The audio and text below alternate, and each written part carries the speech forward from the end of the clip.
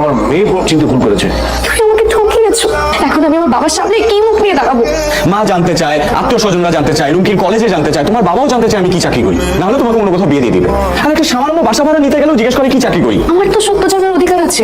আমি যদি সত্যটা জানতাম আমার বাবার সামনে কোনোদিন তোমাকে নিয়ে যেতাম না।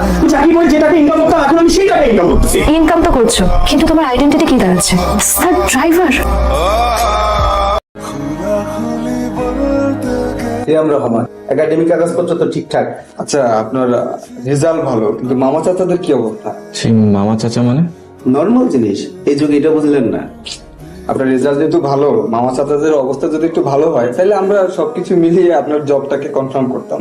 জি না, আমার এরকম কোনো মামা চাচা নেই। আচ্ছা বলুন তো, রেল লাইনের কত প্রকার, রেল লাইন কত প্রকার? আমি তো আসলে রেল ইঞ্জিনিয়ারিং নিয়ে পড়াশোনা করিনি, তো এটা আমার জানার কথা না। গ্রহ নক্ষত্র নিয়ে বলতে পারবে? আচ্ছা, আমি একটা জিনিস বুঝতে পারছি না যে মানে আমি বিজনেস